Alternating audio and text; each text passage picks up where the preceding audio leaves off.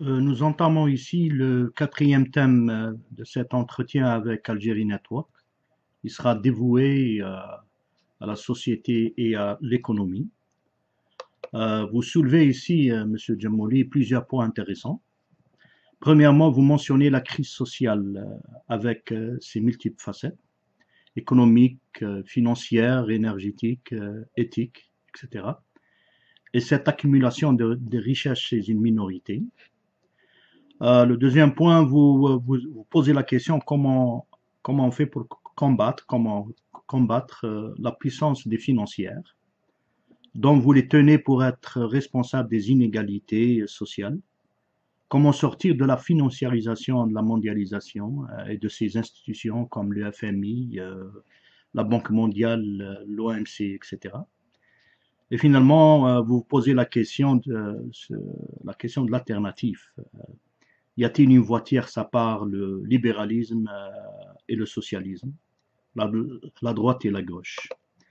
Donc, premièrement, concernant la crise sociale et l'accumulation des richesses chez une minorité, vous vous référez à deux des fondateurs de la sociologie moderne, à savoir le sociologue et économiste allemand Max Weber. Il est né en 1864 et il est mort en 1920. Et l'économiste et sociologue italien, français de naissance, Vilfredo Pareto. Il est né en 1848 et il est mort en 1923. Vous dites, on a dépassé la fameuse loi capitaliste de Pareto que prévoyait Marx, 20% qui contrôle 80% de la richesse. Il faut rappeler ici que Pareto, à l'origine, distingue dans une société donnée deux catégories de sujets. Une partie vitale stratégique et une partie plus secondaire, moins importante. En d'autres termes, parmi les choses engendrant un effet donné, il dit que la plus grande partie de l'effet est due à une petite quantité de ces choses. Cette théorie est basée sur la notion des résidus et des dérivatifs. Il faut rappeler qu'avant lui, en 1637, Descartes, déjà dans son discours de la méthode, conseillait de se concentrer au début sur les choses les plus importantes, qui vont expliquer le plus de choses. Dans notre culture islamique, on a appris aussi qu'il faut d'abord traiter al-kulliyat avant al-furu', sans pour autant négliger les détails, et sans perdre de vue le principal. Donc, il y a aussi d'ailleurs, c'est Joseph Duran, ce Roumain né en 1904 en Roumanie et qui est mort à New York, je crois qu'en 2008. Il était spécialiste en management, qui en 1941 adopte cette notion et la généralise la première fois sous le nom du principe de Pareto. Pour plusieurs événements, 80% des effets proviennent de 20% des causes.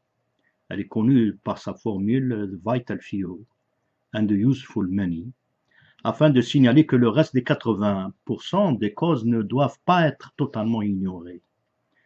Aussi, Pareto, à la fin du 19e siècle, est allé plus loin actuellement, en observant dans une de ses publications dans un journal italien, que 80% des terres d'Italie étaient possédées par 20% de la population. D'où la fameuse formule des 80-20 ou 20-80, qui a été généralisée après, et dont vous faites référence. 20% de la population possède 80% des richesses.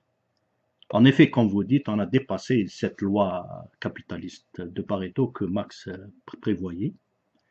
Et afin de revenir à notre réalité en tant qu'Algériens, en Algérie aussi, nous avons ça.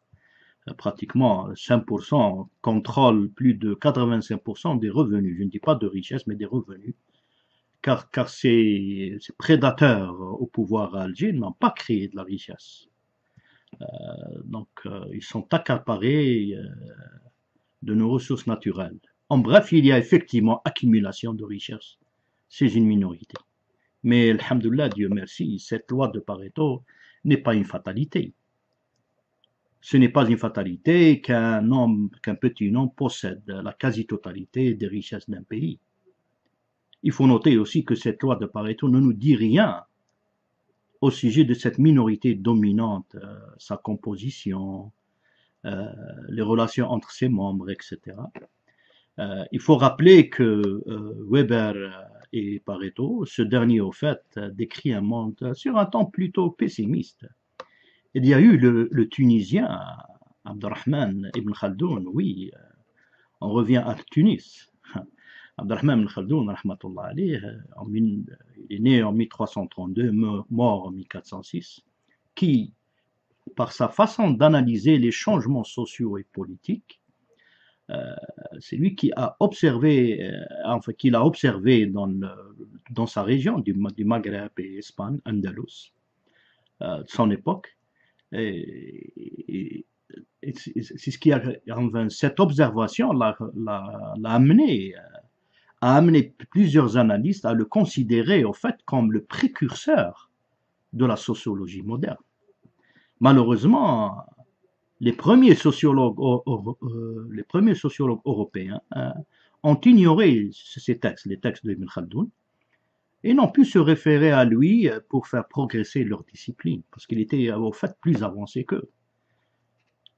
Au fait, la première traduction complète de l'une des œuvres les plus importantes d'Ibn Khaldoun, à savoir la Muqaddima, dans une langue européenne, n'a été entreprise qu'aux environs des années 1860 par William de Slan, publié en France et à Paris.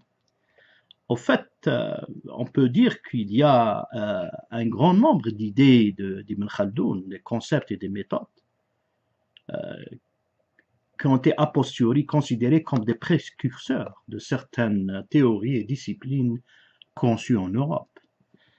Nous avons en sociologie comme un professeur d'université autrichienne de Graz, dans un ouvrage qu'il a intitulé Aperçu sociologique. Il a été publié à Paris en 1900 et rapporte qu'un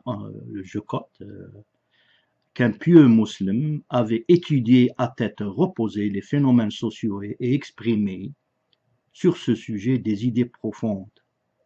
Ce qu'il a décrit est ce que nous nommons aujourd'hui sociologie. Ibn Khaldoun était l'un des pères fondateurs non seulement de la sociologie, mais aussi de l'histoire en tant que science, ainsi que de la sociologie politique. Selon Yves Lacoste, Ibn Khaldoun est le plus grand historien depuis Teuclide, cet historien grec du 5e siècle avant notre ère, qui passe pour avoir le premier, ce grec, le premier a jeté les bases de travail historique, séparant désormais nettement le mythique de celui de la réalité historique. Ainsi, pour conclure, certains analystes ont vu en Ibn Khaldoun un précurseur au fait des travaux de Montesquieu, Auguste Comte, Karl Marx ou Max Weber. Il est bon de rappeler aussi que son œuvre traite aussi des sciences naturelles, etc. Donc, je ne vais pas m'étaler sur ça. Et pourquoi je me réfère à Ibn Khaldoun ici? Je reviens à l'équilibre social. Concernant l'équilibre social, si Pareto nous introduit à la notion des 20-80, les 20% qui possèdent les 80% des richesses, etc., Ibn Khaldoun a, lui, étudié les rouages et mécanismes par lesquels se forment puis se délitent ces 20%, ces instances socio-politico-économiques et leur gouvernance. Plus, Ibn Khaldoun explique comment un état de civilisation, ce qu'il appelle Umran, se met en place, se stabilise, puis décline. Il y a deux concepts clés dans la théorie khaldounienne qu'on peut tirer de sa Muqaddima qui a été écrite en 1380. C'est la notion de Asabiya et de Taghallub. À travers son approche, Ibn Khaldoun explique la légitimité du pouvoir par l'asabiyya. C'est un mot arabe qu'il réinterprète. Le comportement sociopolitique du groupe s'analyse comme suit. La naissance d'une asabiyya ou d'un esprit de corps. Puis il y a identité d'intérêt et de comportement qui fondent un groupe. Ce dernier cherche à imposer sa souveraineté, le mulk, qui est la base de toute civilisation donnée. L'asabiyya donc est une notion qui est assez complexe, décrivant la solidarité de corps, d'esprit et d'allégeance des membres d'un groupe donné, qui dans le passé consistait en une tribu. Moi je dirais aujourd'hui, pourquoi pas, une association ou un parti politique. Aussi, asabiyya est une notion traduisant l'inscription du collectif dans l'individu, notion nécessaire pour comprendre l'équilibre social, aussi important que la notion des résidus et des dérivations de Pareto. Donc cet esprit de corps constitue le ressort fondamental présidant à la formation d'un État, lorsqu'un groupe passe aux commandes d'une cité donnée ou d'un État donné. Et le déclin de l'État s'amorce dès que cette asabiyya décline lentement, en l'absence au sein de l'État d'un système stabilisant qui la remplace, qui permet de la remplacer. S'il n'y a pas un système déjà établi dans l'État pour qu'il y ait un changement de groupe, un changement de asabiyya, un changement de mulk, l'État va décliner. Et voilà pourquoi les États et les empires déclinent selon des lois, pour ainsi dire, naturelles et cycliques, que Malik Ben Abi explique dans ses œuvres, Les conditions de la Renaissance, ou celle de Milad Mujtama, la naissance d'une société. Ainsi, le comportement des 20% de Pareto dépend au fait de la nature de cette asabiyya. C'est ça le but, pourquoi je ramène Ibn Khaldoun ici, c'est d'essayer de comprendre le comportement de cette asabiyya. En termes modernes, un gouvernement, avec ses différentes branches, exécutives, législatives, judiciaires, les acteurs économiques, sont certes la cause de 80% des événements par le fait d'être au pouvoir, mais pas nécessairement possédant les 80% des richesses du pays. Le comportement dépend de la nature de cet esprit de corps. En d'autres termes, servir le peuple ou se servir du peuple. Cela dépend de la nature du parti politique de la majorité. Et même si ce parti de la majorité n'arrive plus à servir les intérêts du peuple, l'existence en place d'un système politique permettant de préserver l'État tout en permettant le remplacement pacifique de ce parti politique de la majorité par un autre qui obtiendra à nouveau la confiance du peuple. Donc, le problème provient, du moins concernant notre pays, l'Algérie, j'aime bien revenir, je m'excuse, à notre pays, l'Algérie, le problème provient du système politique en place, qui a permis depuis 50 ans, et plus particulièrement depuis ces 20 dernières années, une asabiyya de mafia, qui ont un esprit de bande de voyous, ce qu'appelle Dr Louari a dit récemment, cette bande de clandestins, d'un groupe de bandits de grand chemin, de prendre, d'occuper par la force les institutions de l'État et de s'accaparer les richesses du pays. Donc, plus que cela, cette bande au pouvoir à Alger n'a même pas créé de la richesse, comme je viens de le mentionner. Elle s'est apparée de la rente pétrolière de notre pays, de notre peuple, des futures générations, car ces énergies, ces hydrocarbures, sont des énergies non renouvelables. Donc j'attire ici l'attention de nos jeunes afin de ne pas tomber dans le piège tendu par cette bande en place à Alger, qui les pousse à mépriser la politique. Ça, toute tendance confondue. Ils ont même soi-disant des islamistes au sein du pouvoir, comme ils ont des soi-disant sociodémocrates, etc. Donc, il ne faut pas tomber dans ce piège et mépriser la politique, à ne plus militer au sein de partis politiques Il faut au contraire redonner à la politique sa juste valeur. Il faut moraliser la politique. Donc, malheureusement, notre pays vit une véritable crise sociale, c'est vrai.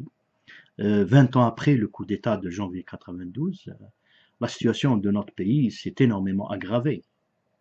Notre peuple vit une faillite sociale qui est devenue intolérable.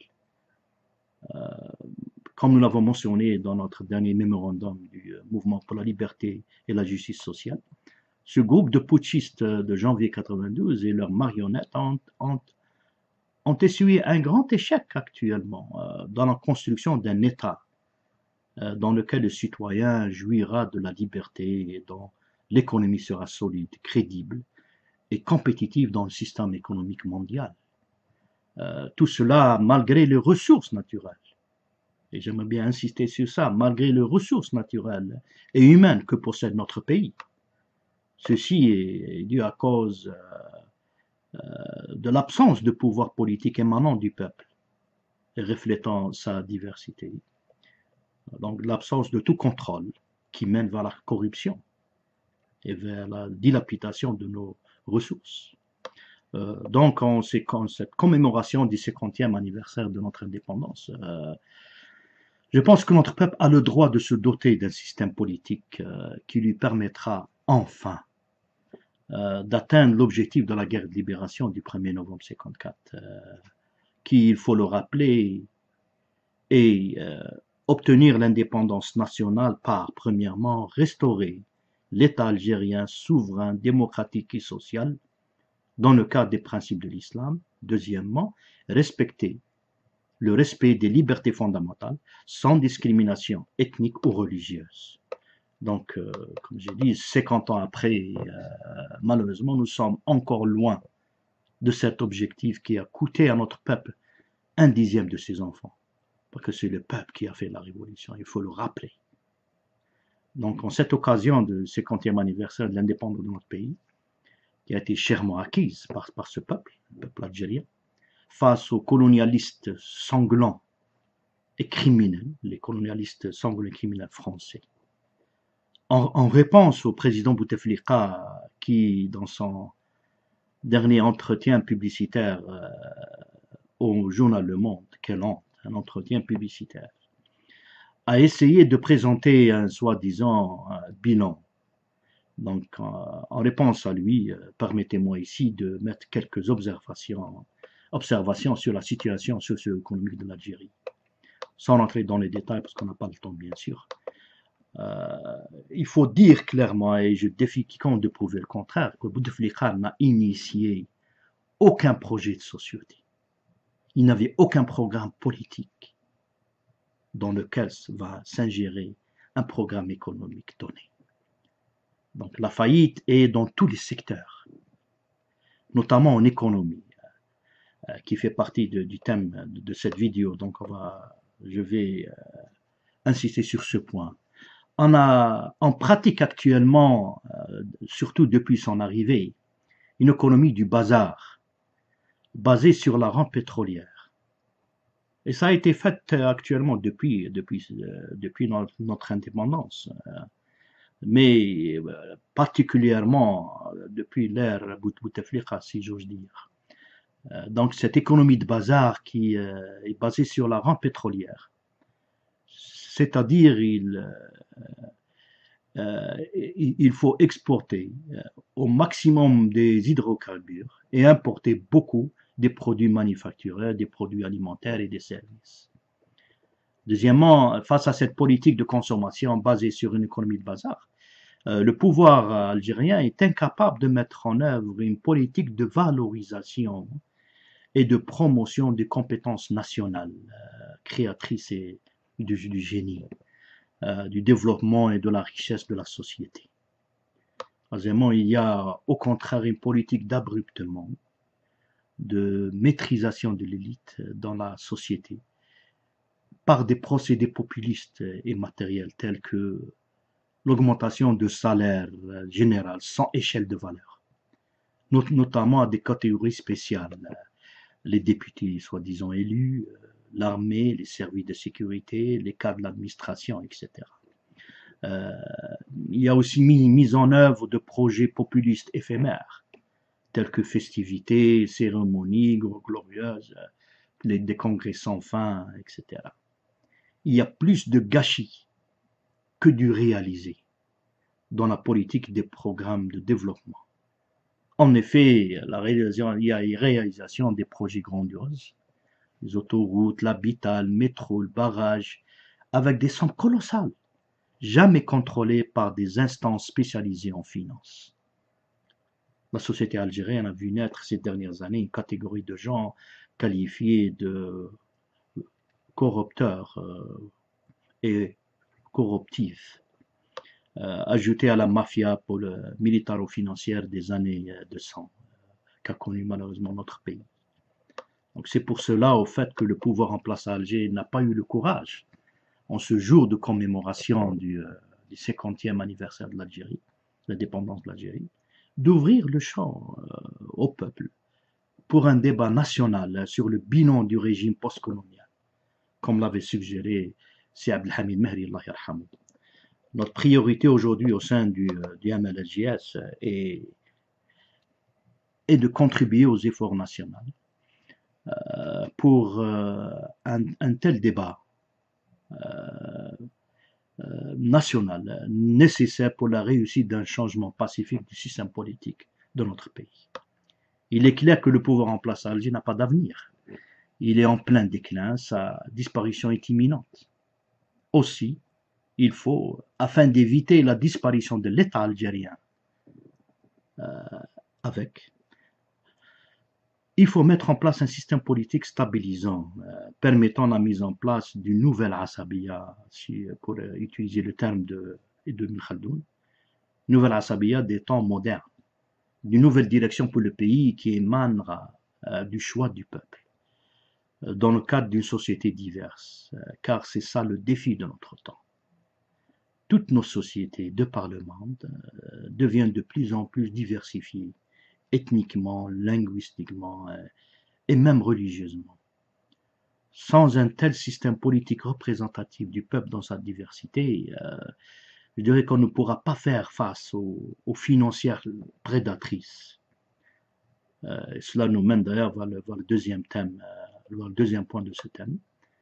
Donc, qui dit que, comme vous l'avez bien dit, vous posez la question comment on fait pour faire face à ces puissances, à la puissance de ces financières, et comment faire comment sortir de la financiarisation, de la mondialisation par le FMI, la Banque mondiale, l'OMC, l'Organisation mondiale du commerce, etc.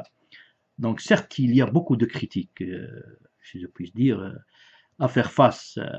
Il y a beaucoup de critiques à faire concernant ces institutions qui sont perçues des fois comme des prédatrices, c'est vrai, au service des grandes puissances.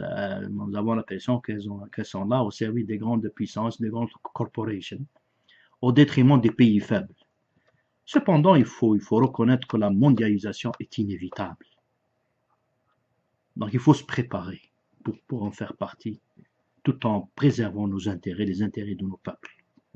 En effet, je pense que le monde change continuellement. L'économie politique des relations internationales nous enseigne que la compréhension des affaires internationales devient extrêmement difficile, voire impossible, sans un sens évident dans la façon dont la politique et l'économie sont liées. Donc, il faut bien avoir ça en tête.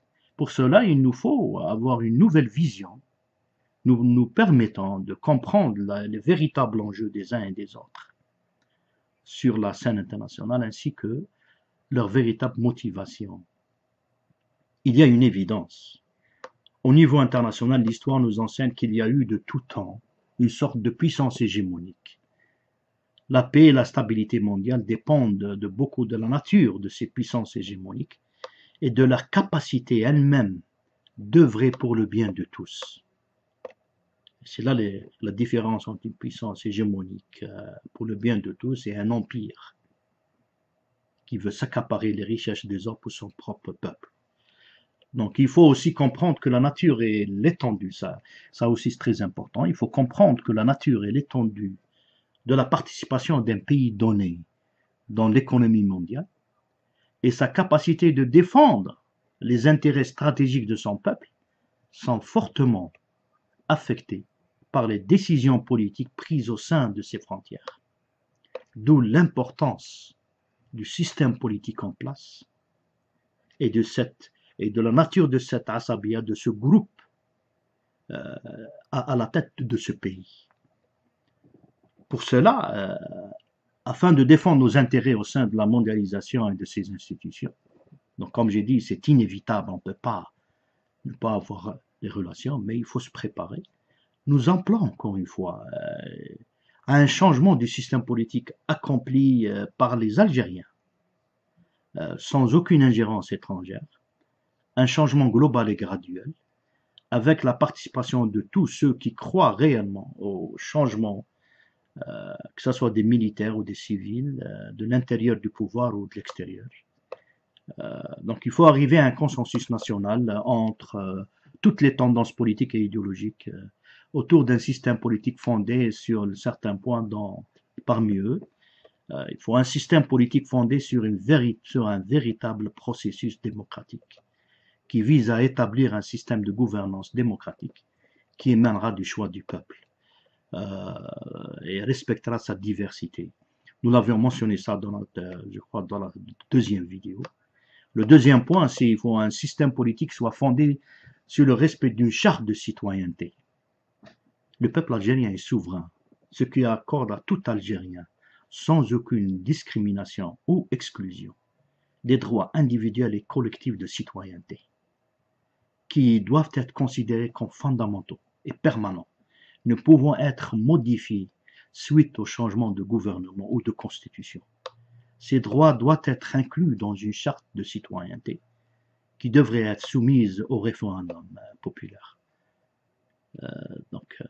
Et nous avons des propositions sur ça, peut-être qu'on reviendra au futur sur ça. Il y a le droit à l'égalité de la citoyenneté, etc., le droit à la justice, le droit à l'égalité devant la loi, le droit à la vie privée, le droit à la liberté, y compris la liberté de conscience, liberté de croyance, le droit au minimum nécessaire à une vie décente, alimentaire, habillement, logement, santé, sécurité, transport public, etc. Tout cela doit être inclus dans une charte qui dépassera, qui ne changera pas avec les gouvernements ou les constitutions.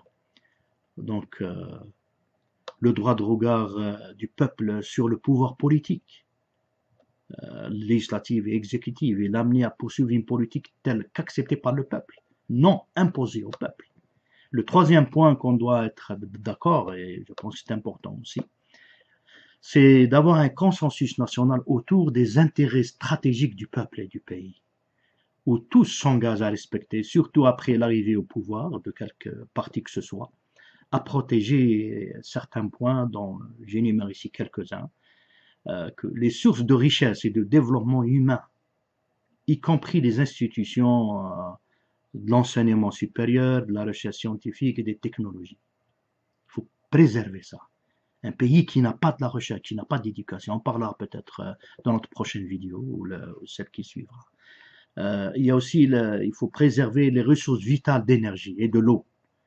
Il faut la sécurité alimentaire et la sécurité de l'armée. Il faut qu'elle soit préservée. Les relations de bon voisinage et de l'intégration économique avec les pays du Maghreb et les pays musulmans. Ça, c'est une affaire ça, c'est stratégique. On verra ça juste après, Inch'Allah. Et il faut avoir de bonnes relations avec les pays africains, les pays méditerranéens, etc. Donc, à mon avis, seul un tel consensus autour d'un tel système politique qui serait représentatif, encore une fois, du peuple dans sa diversité et autour de ses intérêts stratégiques de notre pays. Seul un tel consensus pourra nous permettre de défendre les intérêts stratégiques de notre pays, de notre peuple, face à ces institutions prédatrices internationales. Donc, le troisième et dernier point de ce thème, de la société et de l'économie, vous vous posez la question d'alternative. Y a-t-il une voie tierce à part le libéralisme ou le socialisme, la droite ou la gauche? Disons que j'adopte, donc je prends ça du côté économique, j'adopte la définition suivante de l'économie. Par définition, l'économie, c'est l'activité humaine qui consiste en la production, la distribution, l'échange et la consommation des biens et des services. Il est vrai qu'il y a des écoles socio-politico-économiques différentes sur le mode de production, le mode de distribution, le mode d'échange ou encore le mode sur la consommation concernant les biens et les services. Pour ma part, j'appartiens à un courant politique d'obédience islamique, notamment le mouvement pour la liberté et la justice sociale, qui est, disons, plus ou moins l'expression politique même à l'état embryonnaire du Al-Bina al-Hadari, le plus ancien des mouvements islamiques algériens. Le fait que notre politique, notre branche politique est encore à l'état embryonique, malgré que le Bina al-Hadari a été établi juste 5 ou 6 ans après notre indépendance, l'indépendance de l'Algérie, cela est dû au verrouillage du champ politique que vit notre pays depuis maintenant 50 ans. Nous avions essayé de participer en tant que groupe en joignant le Front islamique du salut, pour participer aux efforts pour l'ouverture, pour une certaine ouverture politique. Mais malheureusement, il y a eu certains gens, des gens viéristes, qui sont autoproclamés décideurs de l'Algérie et ont décidé autrement, préférant le bain de sang au choix du peuple et à son développement. Donc, libéralisme ou socialisme, je vais présenter ici la mission économique que s'est fixée notre groupe. S'il aura une chance dans le futur de participer à la vie politique en Algérie, s'il y aura un changement du système politique en Algérie, nous présenterons cette mission économique, ainsi que je vais présenter aussi nos principes économiques, nos objectifs économiques et les politiques économiques que nous voulons présenter à notre peuple dans le futur, Inch'Allah. Libre à vous et à vos lecteurs après de nous classer, soit libéral, soit socialiste, soit entre les deux. Nous préférons actuellement le terme socio-conservateur. Social parce que nous voulons servir le peuple et le protéger ses intérêts stratégiques et répondre à ses aspirations au développement et au progrès. Quant au fait de se reconnaître comme des conservateurs, parce que nous prenons l'attachement aux valeurs de notre peuple, valeurs religieuses, culturelles, historiques, ainsi que celles du Maghreb et du monde musulman, africain et méditerranéen, tout en étant ouvert avec toute l'efficacité et la confiance sur les expériences humaines. Et du point de vue économiquement, cela veut dire que nous prenons un État social, tout en favorisant la libre entreprise dans les secteurs non stratégiques. Ainsi, nous nous sommes donnés pour mission économique d'accroître le bien-être et le bonheur de notre pays, de notre peuple. L'Algérie a un grand potentiel de développement économique avec sa population jeune et dynamique. Il y a plus de 75% de la population qui a moins de 30 ans. Elle est riche, ce potentiel est riche en ressources. L'Algérie est vraiment riche en ressources naturelles, beauté naturelle et historique. Et il y a aussi sa position géostratégique importante. Donc nous voulons mettre en œuvre une stratégie de croissance économique continue et durable en vue de mobiliser ce potentiel rare de notre pays. En développant particulièrement chez nos citoyens l'esprit entrepreneurial et en mettant en place un environnement adéquat pour l'épanouissement d'une telle stratégie. Des lois adéquates, système judiciaire adéquat, combattre la bureaucratie, la corruption, etc. Avec la mise en œuvre d'une telle stratégie, nous pensons que nous sommes sûrs que la pauvreté et le chômage seront réduits. La justice sera fournie dans la distribution des revenus. Ainsi, le niveau de vie de tous nos citoyens sera relevé, les disparités diminuent, et le niveau de développement et la et de la respectabilité de notre pays dans la communauté internationale devront augmenter avec une telle mission. Ainsi, il faut prendre en considération, je voudrais insister sur ce point aussi, qu'il faut prendre en considération le fait que dans une mondialisation sous contrôle des grandes puissances et des grandes corporations, il n'y a pas de place ni pour les petits États, ni pour les petites économies. Donc, l'une de nos priorités est d'œuvrer pour l'intégration des économies du pays du Maghreb et la mise en place d'un marché économique maghrébin homogène qui nous permettra de protéger les intérêts stratégiques de nos peuples, de tous les peuples de la région maghrébine, à l'instar des autres communautés à travers le monde, comme l'Amérique du Nord, en Asie ou en Europe. Ainsi, nous ferons tout notre possible afin de surmonter les différends historiques entre les différents pays du Maghreb, particulièrement entre l'Algérie et le Maroc, qui sont au fait issus de la guerre froide, du temps de la guerre froide, je pense, et de trouver l'équilibre nécessaire entre la réalisation du droit de tous les peuples de la région à l'autodétermination. Ça c'est primordial. Et leur droit de vivre dans la dignité, la liberté, la justice sociale, économique, politique et culturelle. Et entre la concrétisation et la protection de leurs intérêts stratégiques. Donc il faut ouvrir un débat sérieux, il faut dépasser ce problème-là, afin de favoriser l'établissement d'un marché maghrébin intégré. Donc, maintenant, concernant les principes économiques fondamentaux, nous adoptons entre autres les points suivants. Premièrement, parmi les principes économiques fondamentaux de notre mouvement, c'est de considérer les êtres humains en tant que ressources vitales et objectifs du développement économique.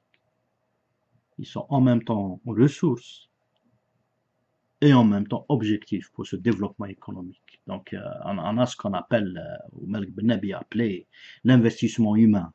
Pour nous, l'investissement humain est plus important que les investissements financiers. L'État doit investir dans l'éducation et la recherche, la santé, le logement, le transport, etc., qui font partie des activités économiques stratégiques réservées à l'État, à côté des ressources d'énergie vitale comme les hydrocarbures, etc. Aussi, considérer la qualité, la productivité, l'efficacité et la satisfaction des citoyens comme les principaux critères dans les services publics. Ça aide au développement économique, ça aide à la participation de ces ressources humaines au développement économique du pays. Deuxièmement, reconnaître que l'État doit rester en dehors de tous les autres types d'activités économiques non stratégiques.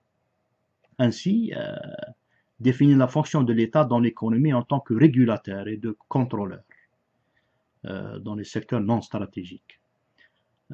Considérer la privatisation des secteurs non stratégiques comme un véhicule important pour la formation d'une structure économique plus rationnelle.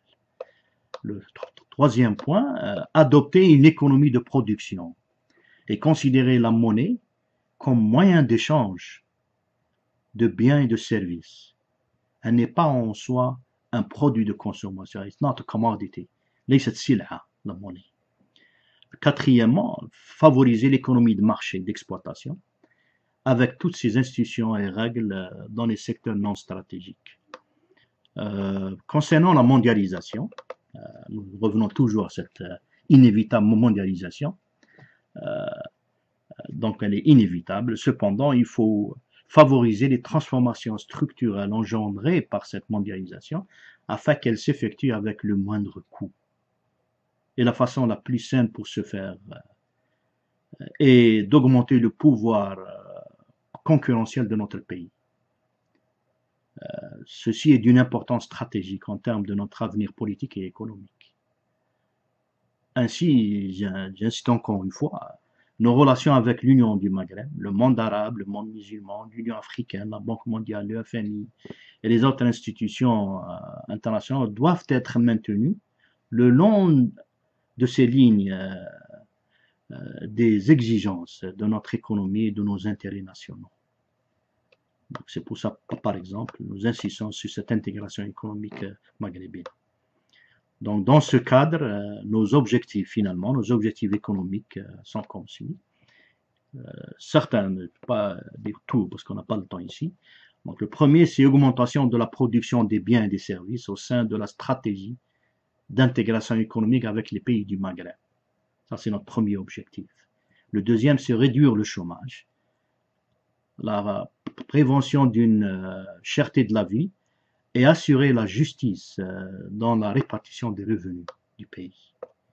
L'élimination des profits injustes, la concurrence déloyale et les sanctions inefficaces.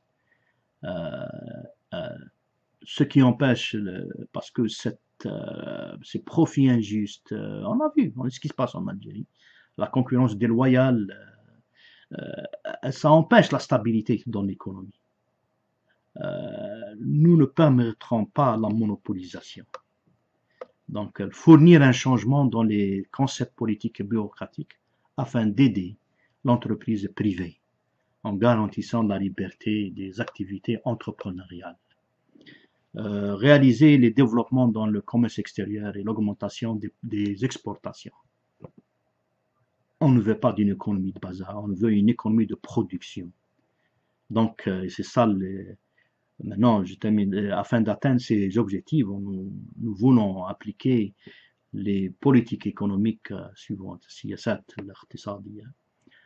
utiliser les ressources naturelles pour la création d'une économie de production, basée sur le savoir-faire, la technologie et la productivité. Donc, deuxièmement, nous croyons que la stabilité économique ne peut être atteinte qu'à travers la croissance. Et la croissance ne peut avoir lieu que grâce à des investissements humains, ce qu'on appelle les investissements humains, et financiers, qui vont accroître l'emploi. Et aussi, restructurer le secteur de la finance et développer de nouvelles techniques financières afin de soutenir la production. La réforme fiscale doit être effectuée afin de réduire au minimum les impôts, prendre des dispositions pour réduire les déséquilibres régionaux, s'assurer de l'utilisation du potentiel économique et humain dans l'ensemble de nos régions, de manière efficace et productive. Une réforme sera lancée comme une question d'urgence pour améliorer les procédures relatives aux dépenses des fonds publics. C'est une amana. Assurer un ordre judiciaire conforme aux normes universelles, un mécanisme fiable et judiciaire qui fonctionne. Les droits de propriété doivent être garantis, fiables.